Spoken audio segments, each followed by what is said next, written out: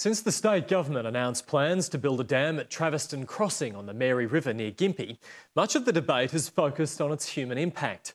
But there are 18 endangered species living in that stretch of the river. Most people have heard of the lungfish, which forms the biological link between aquatic life and land animals. But the even rarer Mary River turtle is listed as critically endangered by the IUCN, the World Conservation Union. Most Queenslanders have barely heard of it, yet it's exhibited in the National Aquarium in Baltimore near Washington, and international experts are calling for the urgent preservation of its habitat. Karen Berkman uncovered the fascinating tale of how this turtle was discovered, and in the process, how an even newer breed was identified only 18 months ago. Ce sont des œufs uniquement pour cette espèce qui transpirent. These international turtle experts have come all the way from France to study one of Australia's rarest species, the Mary River turtle. And what they're seeing now is an added bonus. That's what I said to you before, remember, Frank? In 2 days they will hatch. Yes, but I didn't know how you could say that. Okay. This hatching has been seen before by only a handful of Australians and never recorded on film or tape. It's moving. Come on, little fella.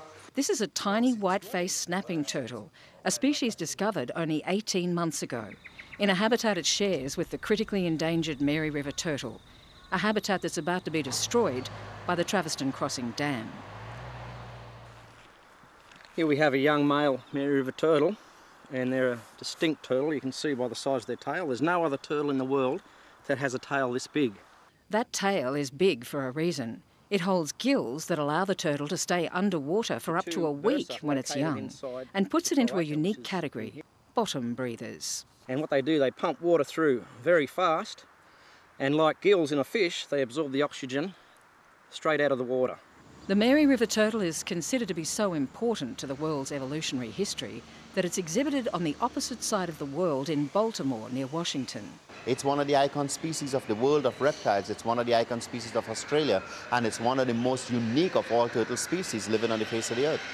But Australians know almost nothing about it. In fact, it wasn't even identified until 1990. Until then, it was nicknamed the pet shop turtle because that's the only place it was ever seen. Sydney turtle expert John Cann spent 30 years tracking down its source. He'd narrowed it down to southeast Queensland, and although others had checked the Mary River, he had to try again, diving in water that at the time had low visibility. One of them hit me actually in the chest, bang, and I just didn't know what I had because there's it's a very diverse river. It's one of the greatest turtle rivers on the earth, I would say. There's 6 different species of them, so I didn't know what I had when this thing hit me, but I wasn't letting it go. And when you got to the top and you had a look? I was pretty excited. It was John Cann who first scientifically described the Mary River turtle, which is in a genus of its own, thanks to that amazing tail and the kink in it. He's horrified to think the Queensland government plans to flood its last remaining habitat. I find it hard to believe, unfortunately. My say would make no difference if, or whatever, but I think I'm certain they're doing the wrong thing.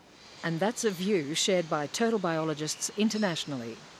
We have 2 endangered species living in that area and 1 brand new species recently discovered. I think that warrants stepping back, looking at the habitat and making a thorough assessment before we submerge that whole area of prime habitat, unique species, endangered species, and species that may yet still need to be discovered in that region. These French vets have written an encyclopedia of the world's turtles. They've been to all the world's great turtle sites, including the Galapagos Islands, and say the Mary River is up there with the best of them. I mean, for me, it's amazing because 6 species in just a little river. It's unbelievable. You don't have that anywhere else in the world. They've already dedicated 1 issue of their scientific magazine to the turtles of Australia and plan to do another. They're disappointed that because of the recent rain, they probably won't be able to dive in the river this visit, and they're afraid this might be their last chance. On va être 8 mètres sous l'eau, et tout ça va être détruit. Tout va être détruit.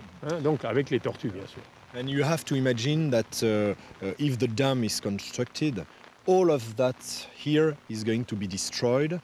You are going to have more than 8 meters on top of where we are right now, and of course all the turtles here are going to disappear. The conditions that them turtles have evolved in, and strange enough, it's restricted to that river. It's not in the Burnett River. It's not in the Brisbane River.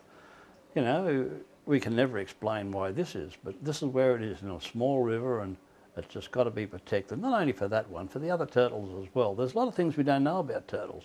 We do know these turtles might live to be 100 years old, but won't reach breeding age until they're 15 or 20. Only 8% of hatchlings make it to maturity, so it could be a very long time till the effects of the Traveston Dam are fully played out. And we're not really going to know the true potential of what the dam can do until 50 years' time, I would say. And everybody else will be dead by then that has had anything to do with the project. On their 10 acres near the Mary River, Craig and Gabrielle Latter have a small group of Mary River turtles, former pets, which were abandoned or surrendered. From them, they breed about 100 hatchlings a year for release into the wild, something no one else has been able to do.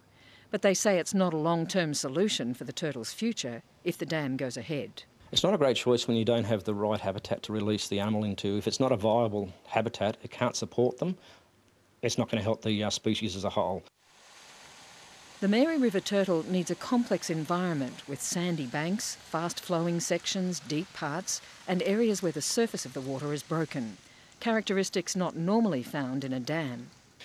We have been researching the Mary River turtle since before the announcement of the dam, and when we heard that that was going to happen, we just knew that we had to do something about it, because it will mean the extinction of the species.